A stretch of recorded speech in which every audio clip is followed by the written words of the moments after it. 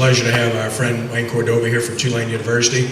We all know what transpired at Tulane over the weekend, and on behalf of the Greater New Orleans Sports Foundation Quarterback Club, we'd like to express our best wishes, our thoughts, and prayers to Curtis Johnson, who's been a gentleman to us and to the quarterback club as well. We deeply appreciate that and the relationship that he's fostered with many of us in this community, and we deeply appreciate Wayne being with us today to share on Tulane. So please give a warm Greater New Orleans Sports Foundation Quarterback Club welcome to Coach Wayne Cordova of Tulane University.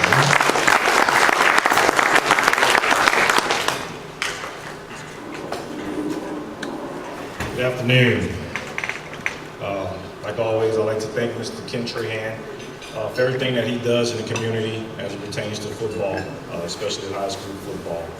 I'd also like to thank, I'll say congratulations to Jay Roth, what he's doing with that program. I think Jay Roth, his first year as a head football coach, was my senior year in high school, if I'm not mistaken, and we thought we were a pretty good football team. And we played Jay Roth in his, I think it was first Catholic League game, and he beat us. And he's been pretty much winning Catholic League championships since then. So congratulations to Jay Roth. 1765. Like Mr. Trahan said, excuse me, presently we're going through a transition period at Tulane, but just like you guys know, it comes with the territory. The business at the university must go on, and our student athletes presently are studying and preparing for their finals. Our coaches they're reflecting on the season, doing some self-scouting, and also doing some recruiting at the time. Everyone is over there working. No one's hanging their head or anything of that nature. Everyone's just preparing for the next day. It's obvious it was a tough season this particular year. Going into the season, we were very optimistic. Last year, we were second in the nation as it pertains to underclassmen that received valuable playing time. So going into the year, thought we were going to, commit and play very well in the offense, offensively, defensively, and special teams. But this year, we've had our struggles offensively with third downs. Third downs is our Achilles heel this year.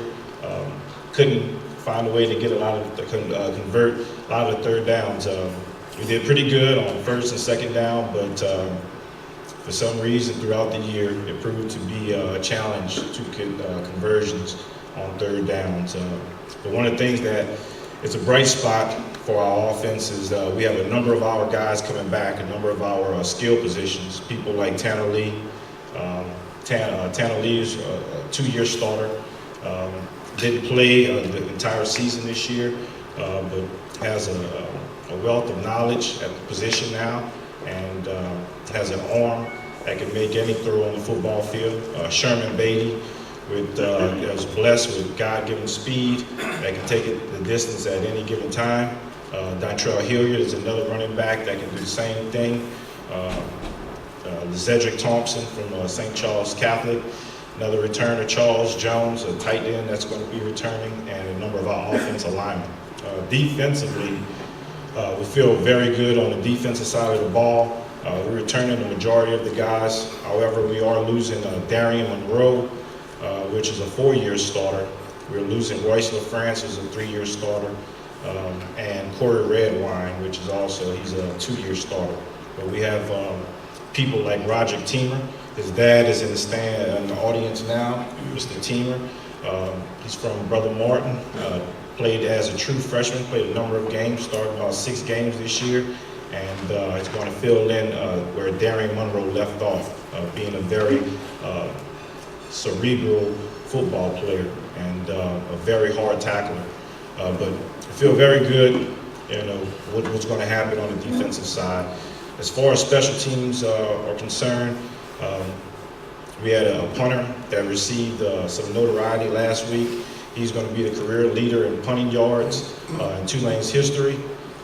Kicker Andrew DeRocco, coming off of a year last year that was pretty disappointing to him. This year he went 8 for 8. kicking field goals. So that's very optimistic, very good for Andrew DeRocco.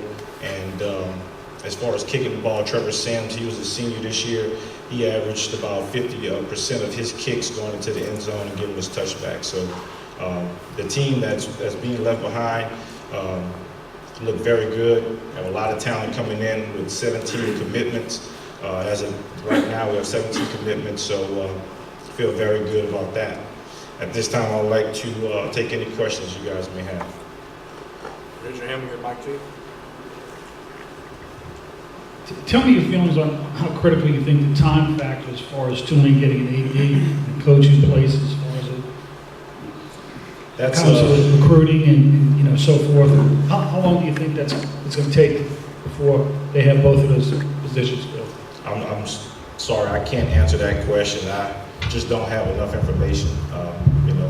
Last week we were preparing to play a football game, and that's where all of our concentration was. And at the particular time, at the time now, what we're trying to do is just make sure that our recruits are confident in their decision and where they want to go. Yes, ma'am. Will Tulane honor all of the recruits? Yes, ma'am. All 17 of our commitments that we had previously were contacted by our athletic director, and all of those commitments will be honored.